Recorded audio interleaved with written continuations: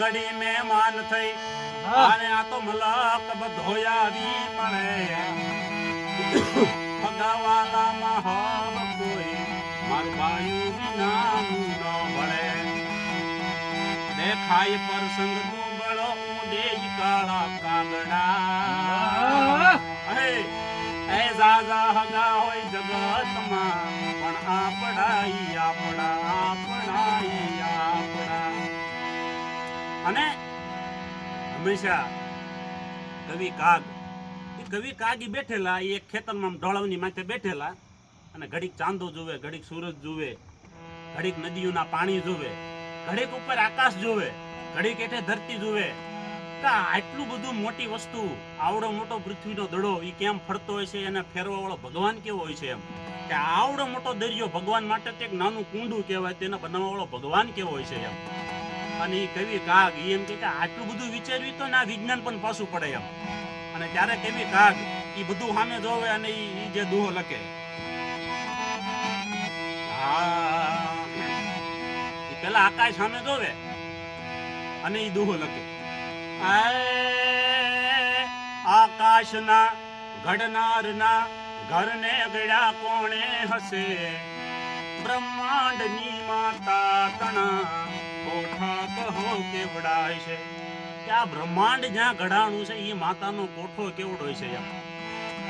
ઈ જાણવા જોવા તણી દિલ ઝાંખના ફટકી રહી, હે બ્રહ્માંડમાં ભટકી રહી, અંતે મતી અટકી રહી. આમ બ્રહ્માંડમાં તમે જ્યાં જ્યાં તમે તમારી બુદ્ધિ દોડાવો તો તમારી બુદ્ધિ અટકી જાય એમ. પછી સૂરજ અને ચંદ્ર એ તો કે ભગવાન માટે મશાલ છે એમ. એક મશાલ દીએ હળગે તો એક મશાલ રાતે હળગે અને એને મશાલો કીધી. બે મસાલો બાળતો અને ફરી વાળતો જોતો હશે, એ સંભાળતો જ વાળતો ઊભો મસાલી ક્યાં છે. ત્યાં મસાલો ને સંભાળવે નહીં અને એને પાછી હળગાવે નહીં કે આવો મસાલી ક્યાં બેઠો છે. અને પછી આમ કરીને દરિયા સામે નજર જાય, દરિયા સામે જોવે ને કીધે, દરિયા તણો ક્યારો કર્યો એનો કુવો કેવડો હશે. હવે ની લાઈન તમે જોવો કે આ દરિયા તણો ક્યારો કર્યો એનો કુવો કેવડો હોય છે એમ. વિન આંચળે આકાશ ને દોનાર બેઠો ક્યાં છે, ના કોઈ આંસળ નથી એમ. છતાં ઈ 4 મહિના જ્યારે ચોમાહામાં તમે જાઓ, 12 મેઘ ખાંગા થતા હોય, ઈ કેવો વરસાદ આવે એમ. દરિયા તણો ક્યારો કર્યો એનો કુવો કેવડો હશે, એ વિનયા ચડે આકાશ ને દોનાર બેઠો ક્યાં હશે. હવે આપણે ન ગ્રહ જોવો એમાં પૃથ્વી તો કઈક 3જા 4થા નંબરની આવે એમ પરિભ્રમણમાં, પરિક્ષેત્રમાં. કે આવડો મોટો પૃથ્વીનો ઈ દડો, ઈ પિંડો, કોઈ કુંભારના ઘરે જાવ, ઈ 10 માટલા બને એટલી માટી ઈ કુંભારને પૂછો તો ખબર પડે કેટલી મહેનત આવી હોય. એ આટલો તો પિંડો લાગે એની મહેનત, પણ આ આવડો મોટો પિંડો જે બનાવ્યો છે એ પિંડાની ધૂળ ક્યાંથી આવી છે એમ. અને ત્યારે ઈ કવિ કાગ લખે,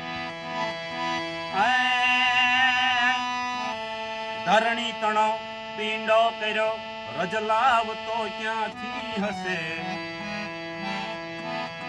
એ જગચાક ફેરવનાર આ કુંભાર બેઠો ક્યાં છે. આ પૃથ્વી જે ગોળ ગોળ ગોળ ગોળ ફરે, કદાચ કુંભાર આમ ચાક ફેરવે તો 10 આટા 15 આટા વિધિન 20 આટા, પણ આ તો જે શાક છે એ તો આખી જિંદગી જ્યાંથી જિંદગીમાં મર્યા ત્યાં સુધી ફરતું જ રહે છે. અને પછી કવિ કાગ છેલ્લે જ્યારે એક સરસ મજાનું આમાં દુહો લખે, પોતે બનાવ્યો પાસલો, પાસલો કેતા ઝાડ ખાડો ખોદે તે પડે એમ. એ પોતે બનાવ્યો પાસલો આવી જઈ બીજા ફસે, પોતે પશો નિજ પાસમાં એ તો મૂર્ખ કેવો હશે એ ખાડો ખોદેતા પડે 200 400 ભેગા થાય જંગલમાં ભેગા થાય બે કે અમે ખાવાનું લઈ આવી બે કે અમે ભાગ પાડવી વાર્તા સાંભળી લે આપણે બે કે ખાવામાં ઝેર ભેળવી દે ઓલા બે એમ કે આવે તો આપણે ખાડો ખોદી એમાં ધરબેવી દેવી એમ ઓલા ખાઈ લે મરી જાય ને ઓલા એટલે આ રીતનું ટૂંકમાં ખાડો ખોદે તે પડે એમ કવિ કાગે આ ખાડો ખોદે તે પડે એ પેલા લખી નાખ્યું એમ કે પોતે બનાવ્યો પાસલો આવી જાય બીજા પછી એ તો મૂર્ખ કેવો હોય છે એમ